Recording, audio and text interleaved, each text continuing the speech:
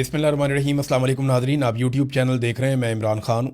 नाज़रीन, सारी रात बड़ा रोला पड़ा रहा और बहुत ज़्यादा ट्वीट्स होते रहे। कभी शहबाज शरीफ ने ट्वीट किया, कभी डोनाल्ड ट्रंप ने ट्वीट किया, बहुत बड़ी बड़ी खबरें आई और ये कहा गया कि जनाब चीज़ें पूरी हद तक कंट्रोल हो गई हैं। लेकिन डोनाल्ड ट्रंप का जो चीज़ों को बढ़ा चढ़ा कर बताने का एक उनकी आदत है, उसकी वजह से बार बार उन्हें शर्मिंदगी होती है। और ईरान का प्रॉब्लम ये है कि ईरान इस लड़ाई को किसी भी महाज पे हारना नहीं चाहता।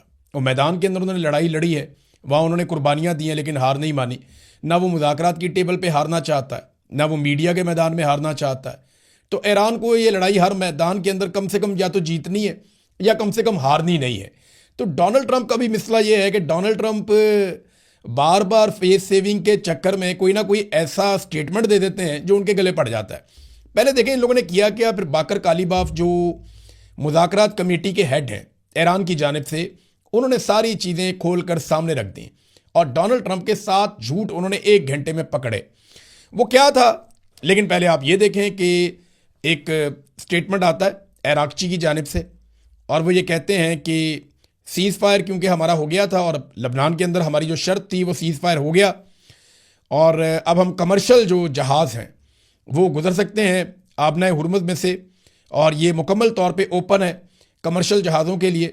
और ये सीज़ फायर का जो एक दौरानिया है उसके बीच में ये खुले रहेगी, अब इसके अंदर कोई बंदिश नहीं है। लेकिन साथ ही उन्होंने इसकी एक कंडीशन लगा दी, on the coordinated roots as already announced by ports and maritime organisation of the Islamic Republic of Iran. यानी ये जो भी होगा ये ईरान के ज़ेरे इंतज़ाम होगा, यानी इसके ऊपर कंट्रोल ईरान का रहेगा, लेकिन ये खुली रहेगी।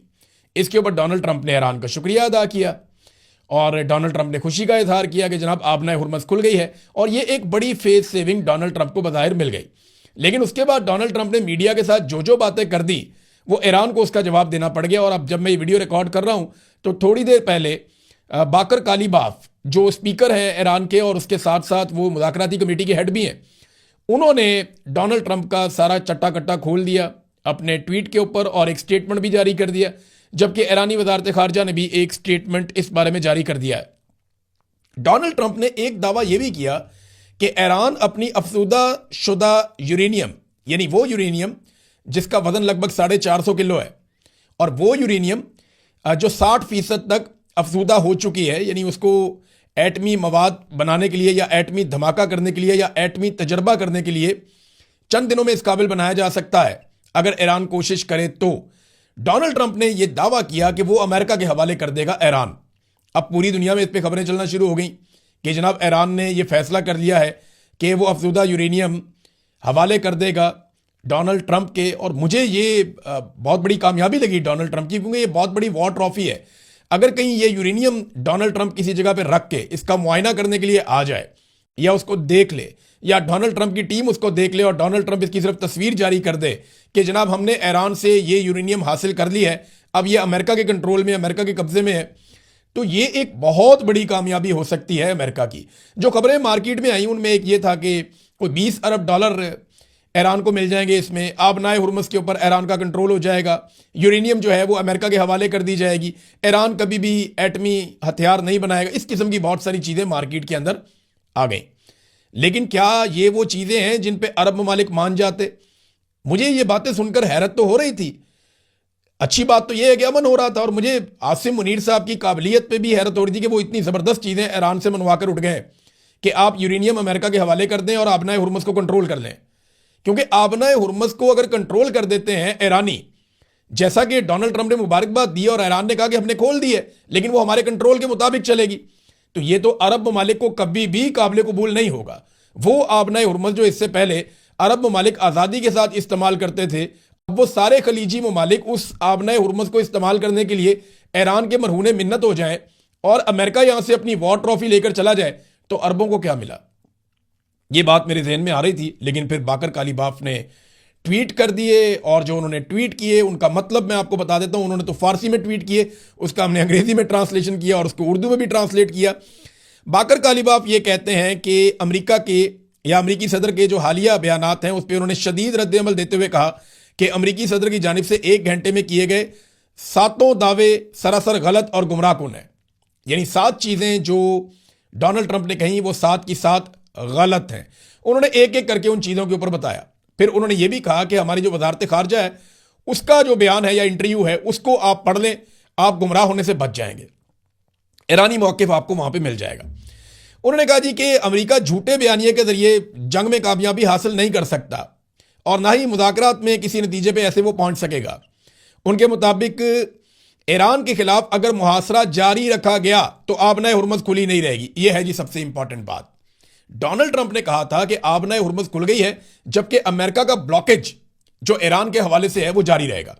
تو اس پہ ایران نے کہہ دیا جی اگر آپ کا بلاکیج جاری رہے گا تو پھر آبنۂ ہرمز بھی نہیں کھلی ہے. تو اب امریکہ کو پہلے بلاکیج ختم کرنا پڑے گا. ڈونلڈ ٹرمپ ایسا آدمی ہے, وہ صبح اناؤنس کر سکتا ہے, یعنی وہ آج کے دن میں اناؤنس کر سکتا ہے کہ جی میں بلاکیج ختم کر رہا ہوں, آبنۂ ہرمز بھی کھلی ہوئی ہے, اب بلاکیج رکھنے کی ضرورت کوئی نہیں ہے.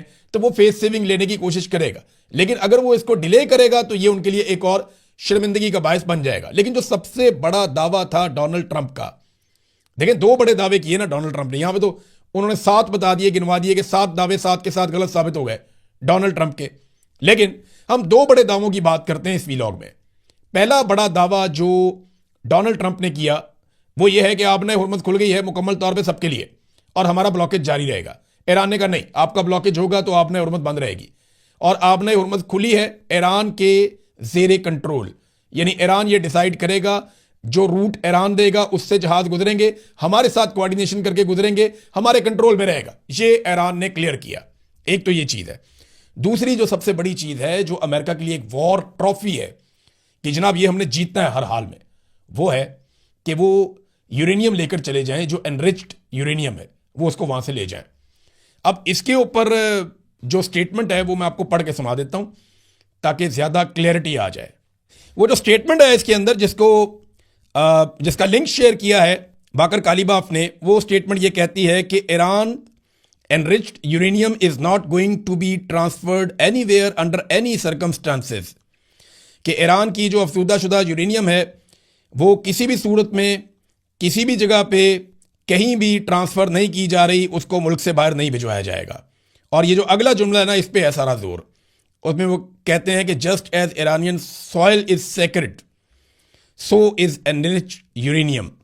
وہ کہتے ہیں جیسے ہمارے لیے ایرانی سرزمین مقدس ہے ویسے ہی یہ یورینیم بھی ہمارے لیے ہے. یعنی یہ یورینیم ہمارے لیے ایسے ہی مقدس ہے جیسے ایرانی سرزمین ہمارے لیے مقدس ہے. یہ ہیں وہ 2 چیزیں جو ڈونلڈ ٹرمپ کی غلط ثابت ہوئیں. اب ڈونلڈ ٹرمپ کو اگر یورینیم نہیں ملتی تو ڈونلڈ ٹرمپ اور کیا کر سکتے ہیں؟ اس کے اوپر اگر میں غور کر رہا تھا تو مجھے ایسا لگتا ہے کہ اگر کوئی سلوشن نکلے گا تو وہ یہ ہوگا کہ ایران یہ ساری یورینیم ایک جگہ پہ اکٹھی کر کے ایک انٹرنیشنل طریقہ کار کے تحت اس کو نگرانی میں لے آئے گا کہ جناب یہ وہ یورینیم ہے جس سے امریکہ کو پرابلم ہے. آپ کو یہ لگتا ہے کہ ہم ایٹمی ہتھیار بنا لیں گے, ہمارے پاس تو پہلے ہی فتویٰ ہے کہ ہم نے ایٹمی ہتھیار نہیں بنانے, لہٰذا یہ یورینیم پڑی ہوئی ہے اور اس کے اوپر آپ آگے نگرانی کر لیں, اور اس کے اوپر انٹرنیشنل نگرانی کا جو پورا میکینزم ہے وہ اس کے اوپر آپ لگا دیں, اور ہم آپ کو ہر مہینے یا جو بھی ٹائم ہوگا اس کے حساب سے آپ اس کی نگرانی کر سکتے ہیں, آپ چیزیں دیکھ سکتے ہیں. ایران کوآپریٹ کرے گا, لیکن اس کے بدلے میں ایران کے اوپر سے پابندیاں اٹھانی پڑیں گی. یہ ناظرین جو دونوں چیزیں تھیں ان پہ میں نے آپ کے سامنے جو اس وقت ریسنٹ سچویشن ہے وہ میں نے آپ کے سامنے رکھ دی. بڑا دلیری والا سٹیٹمنٹ مذاکرات کے بیچ میں باقر کالیباف نے دیا. کسی بھی جگہ پہ ایسا لگتا نہیں ہے کہ ایران کوئی ہارا ہوا ملک ہے, یا کسی جگہ پہ ایسا لگتا نہیں ہے کہ ایران کو اتنی مار پڑی ہے یا ایران پہ اتنے بم گرے ہیں. بڑی انہوں نے ریزیلینس شو کی ہے, اور ایرانی عوام جو ہے وہ ابھی بھی ڈٹ کر کھڑی ہے. جہاں پہ بھی کوئی چھوٹا سا ایونٹ ہوتا ہے بہت بڑی تعداد میں لوگ نکل کر باہر آ جاتے ہیں. ایرانی فارن منسٹری نے بھی یہ سٹیٹمنٹ دیا کہ یہ یورینیم ملک سے باہر بھیجنا ہمارے لیے کوئی آپشن ہی نہیں ہے. اب آ جائیں ناظرین پاکستان پہ. پاکستان کی تعریف کی ڈونلڈ ٹرمپ نے, اور ڈونلڈ ٹرمپ نے پاکستانی وزیر اعظم کی تعریف کی, پاکستانی فیلڈ مارشل کی تعریف کی. تو ڈونلڈ ٹرمپ نے جو سٹیٹمنٹ دیا انہوں نے کہا جی فیلڈ مارشل بہت اچھا کام کر رہے ہیں, شہباز شریف بہت اچھا کام کر رہے ہیں, ان کی انہوں نے بہت تعریف کی, ماضی میں بھی وہ یہ تعریفیں کرتے رہے ہیں. تو اس پہ شہباز شریف صاحب نے بھی ٹویٹ کر کے ڈونلڈ ٹرمپ کا شکریہ ادا کیا. اب شہباز شریف صاحب نے جو شکریہ ادا کیا اس میں انہوں نے کہا کہ جناب صدر, میں پاکستان کے عوام, فیلڈ مارشل عاصم منیر اور اپنی جانب سے آپ کے مہربان اور شائستہ کلمات پر دلی اور گہرے احساس تشکر کا اظہار کرتا ہوں. یعنی بہت شکریہ ادا کیا, پاکستانی عوام کی طرف سے بھی شکریہ ادا کر دیا. حالانکہ عوامی مینڈیٹ نہیں ہے ان کے پاس, عوام کی طرف سے شکریہ تو وہ وزیر اعظم ادا کر سکتا ہے نا جس کے پاس پبلک کا مینڈیٹ ہو. ان کو تو ووٹ ہی نہیں ڈالے لوگوں نے, یہ تو زبردستی لا کر ملٹری اسٹیبلشمنٹ نے حکومت میں بٹھا دیے ہیں. تو یہ حقیقت تبدیل تو نہیں ہو جائے گی اس سے. تو میں یہ چاہتا ہوں کہ آپ لوگ کمنٹ کر کے بتائیں, تاکہ ہم وہ کمنٹ گن کے بتائیں گے بھی.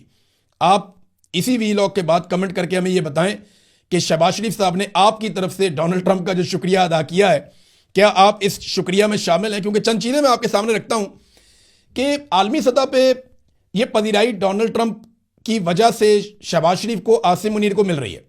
لیکن ایک بات ہمیں سمجھنی پڑے گی کہ ڈونلڈ ٹرمپ ایک بڑی عجیب و غریب دلدل میں پھنس گیا تھا.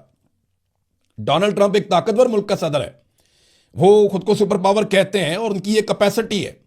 انہوں نے ایران کے ساتھ ایک ایسی لڑائی شروع کر دی جس میں ان کے سارے اتحادی ان کو چھوڑ گئے.